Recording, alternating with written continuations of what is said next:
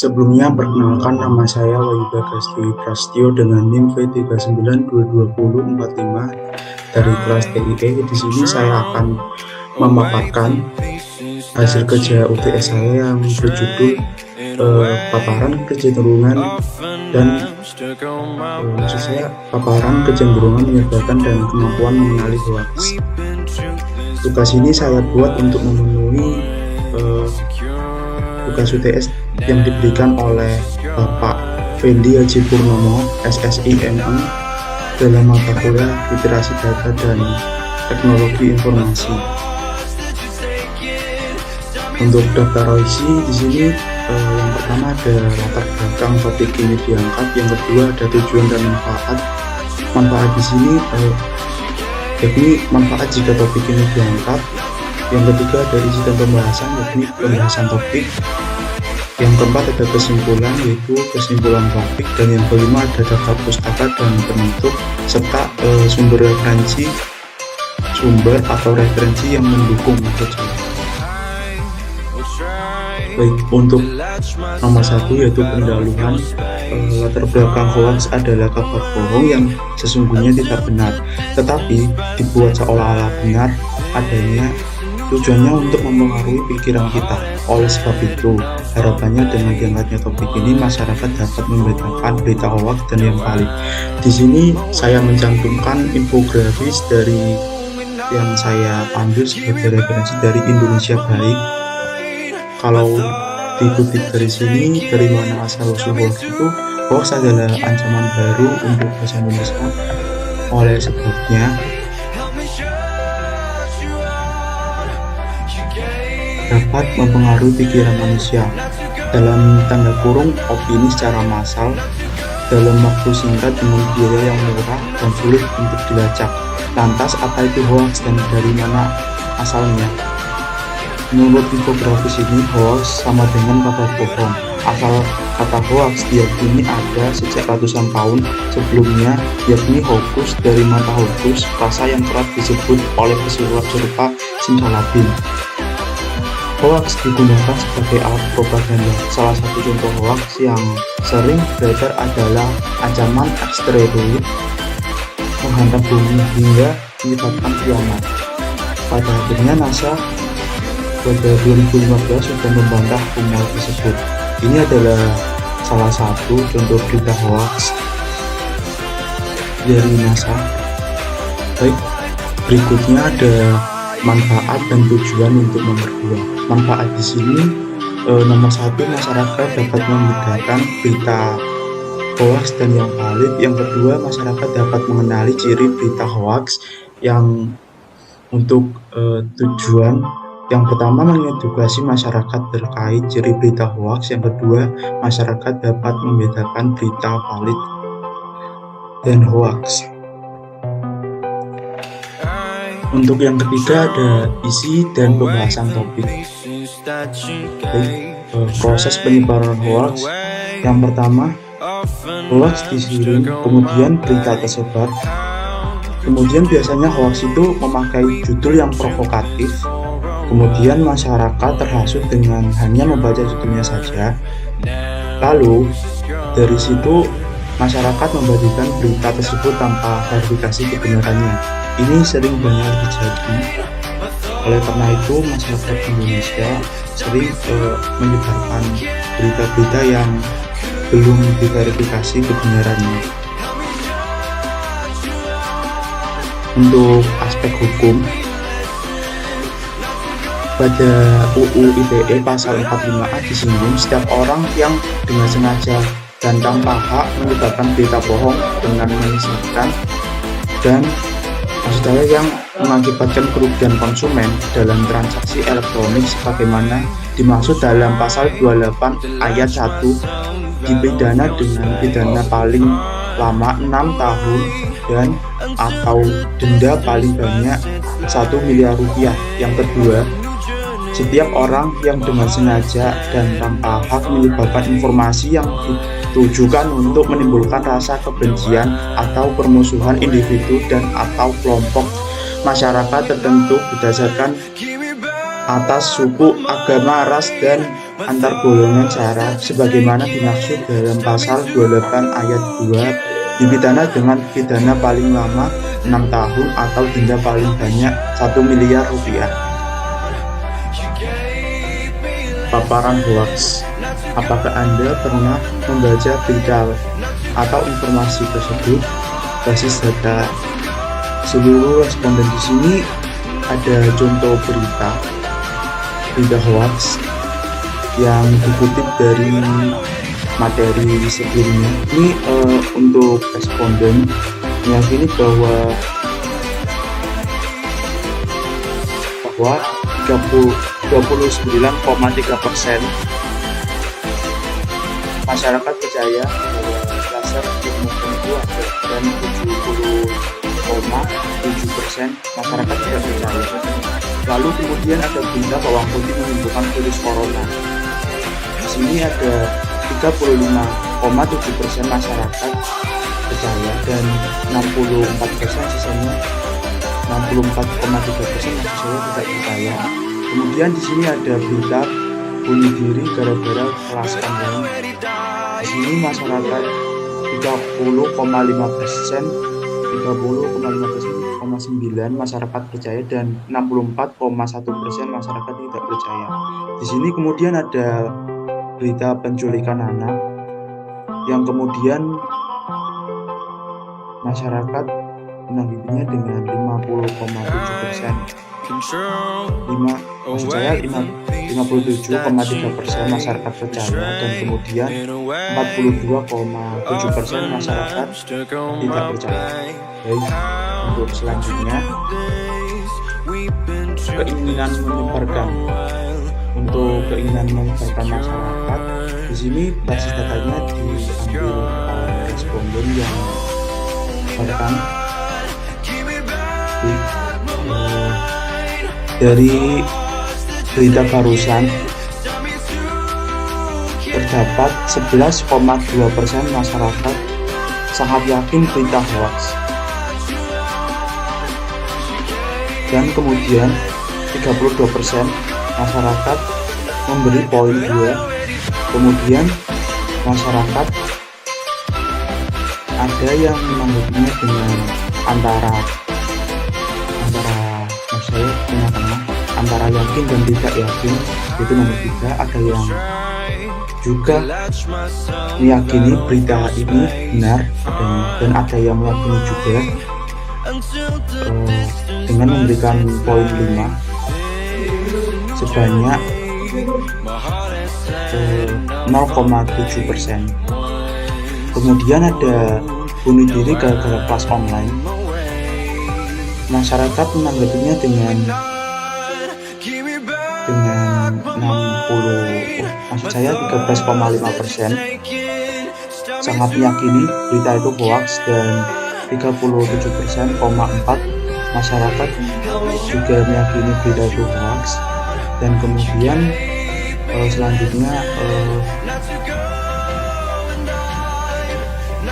ada masyarakat yang memilih untuk responnya dengan tengah-tengah antara yakin dan tidak yakin dengan memberi poin 3. Kemudian ada yang meyakini kalau berita itu hoax, dan ada yang meyakini berita itu sangat yakin berita benar dengan persentase 0,6% maksud saya. Kemudian ada berita penculikan anak 13,7%, dan kemudian ada yang memberi poin 2 dengan 39,6 masyarakat percaya dan kemudian menyebarkannya. Dan kemudian ada masyarakat yang memberi poin 3 dengan 34% masyarakat menyebarkannya dan percaya, dan ada 11,3 masyarakat percaya dan kemudian menyebarkannya, dan ada yang sangat yakin berita itu hoax dan tidak menyebarkannya. Kemudian ada berita bawang putih menyembuhkan virus corona. Di sini masyarakat menanggapinya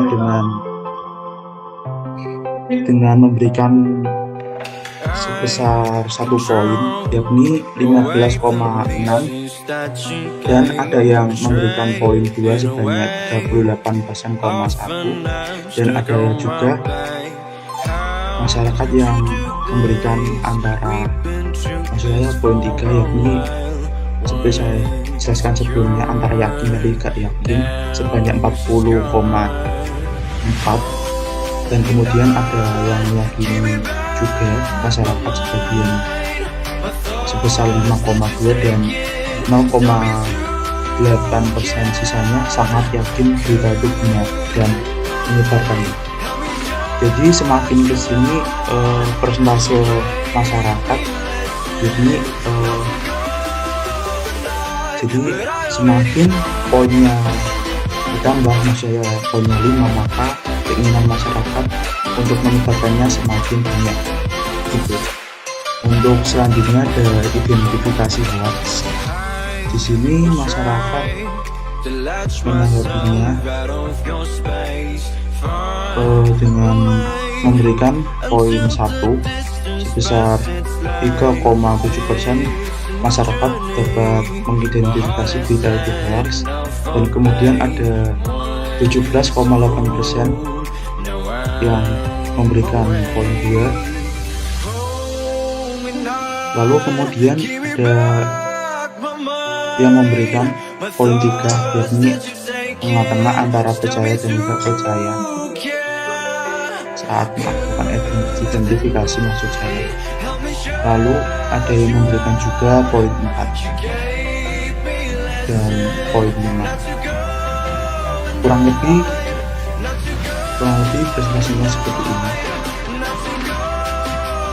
Jadi semakin ke kanan maka masyarakat dapat mengidentifikasi maksud saya tidak dapat mengidentifikasi jika masyarakat diberikan poin 1, maka masyarakat dapat maksud saya salah, kalau masyarakat di sesuai poin ini, jadi masyarakat dapat mengidentifikasi jika masyarakat memberikan poin 5, maka masyarakat dapat mengidentifikasi kalau masyarakat memberikan poin 1, maka masyarakat tidak dapat mengidentifikasi. Untuk berikutnya ada pengalaman menyebarkan hoax. Di sini 11% masyarakat percaya dan tidak pernah maksud saya melakukan, dan 89% pernah melakukan atau menyebarkan berita hoax. Di sini ada presentasi hanya yang pertama, hanya meneruskan berita yang tersebar dalam tanda kutip tidak terlalu dipikirkan apakah hoax atau bukan. Jadi yang dimaksud ini berita itu tidak divalidasi terlebih dahulu dengan sumber yang valid. Di sini ada 64% yang menyebarkan berita itu, 68% maksud saya, 68,4%. Dan kemudian ada masyarakat juga yang tidak tahu bahwa berita itu tidak benar sebesar 56,1%, dan kemudian ada masyarakat juga yang tidak tahu sumber berita itu secara jelas, yakni 13,9%, dan ada yang sekedar iseng sebesar 9,1%, dan ada masyarakat yang juga menyebarkan untuk mempengaruhi orang lain sebesar 2,7%. Untuk konten-konten yang mengandung hoax di sini biasanya kebanyakan dari politik ya. Di sini ada 70%, maksud saya 60,7%, 67,2% maksud saya. Kebanyakan didominasi oleh politik, yang kemudian nomor 2 didominasi oleh kesehatan sebanyak 46,3%, kemudian ada agama sebesar 33,2%, yang keempat ada kerusuhan sebesar 28,1%, kemudian ada lingkungan sebesar 21,9%, kemudian ada bencana alam sebesar 12,8%, 4% dan lainnya 1,4%, dan ada sisanya yang tidak tahu 2,3%. Untuk media di sini untuk menyebarkan hoax didominasi yang pertama ada Facebook sebesar 71,9%, yang kedua WhatsApp 31,5%, ada YouTube juga sebesar 41,9%, ada portal berita online sebesar 10%, Instagram sebesar 8,1%, dan kemudian ada TV sebesar 7,7%. Lalu kemudian ada koran atau majalah sebesar 2,4%, ada Twitter juga sebesar 1,9%, ada radio juga sebesar 0,5%, ada lain media sosial lain saya 0,4%, dan ada juga yang masyarakat tidak tahu medianya sebesar 2,9%. Untuk rujukan informasi di sini yang menyebarkan hoax kebanyakan didominasi oleh keluarga atau saudara ya. Di sini ada 58,7% yang mendapat rujukan dari keluarga, kemudian ada 52,4% yang mencari di internet, ada dari warga lingkungan atau tetangga juga sebesar 28,6%, ada yang juga mencari di situs pemerintah sebesar 25,1%, ada yang dari ketua RT juga 12,8%, ada yang dari teman kantor sebesar 11%, ada yang dari rekan alumni, maksud saya ini ada typo, sebesar 9,3%, ada tokoh agama sebesar 7,3%, ada tokoh pemuda sebesar 3,4%, ada juga yang dibiarkan atau tidak mencari rujukan sebesar 2,1%, ada juga yang teman sekolah atau kuliah sebesar 0,6%, jadi sedikit sekali ya teman atau sekolah ini, dan ada juga yang mendapat rujukan dari TV sebesar 0,5%, dan ada juga yang dari lain sebesar 0,2%. Untuk lembaga atau aktor yang berperan mencegah penyebaran hoax di sini didominasi oleh Kemenkominfo, ya 54%. Di sini dalam hal ini saya mengapresiasi Kominfo karena dapat menjadi aktor atau pemeran utama dalam mencegah penyebaran hoax. Di sini dalam survei ada 54,8% Kominfo sangat berperan. Ada semua warga negara yang berperan sebanyak 45%, ada TNI Polri sebesar 44,7%, ada manajemen pers atau penyiaran sebesar 22,7%, ada platform atau perusahaan jejaring online ada 20,1%, ada presiden sebesar 15,5%, ada jurnalis sebesar 14,6%, ada ketua RW atau tokoh masyarakat lokal sebesar 14,1%, ada badan intelijen negara atau BIN sebesar 11,6%, ada pemimpin agama atau tokoh agama sebesar 9,3%, ada yang juga yang tidak tahu sebesar 1,7%. Lalu di sini ada kesimpulan bagaimana cara membedakan berita benar dan hoax. Di sini untuk membedakan, yang pertama ada tidak konfirmasi dari pihak terkait. Jika ada berarti dan sudah diverifikasi maka kemudian dilanjut lagi apakah medianya kredibel atau tidak. Kemudian ada isi beritanya nyeleneh atau tidak, dan dipastikan bukan kabar yang bersifat satir. Jadi 4 poin ini dapat dijadikan acuan untuk membedakan berita benar dan hoax.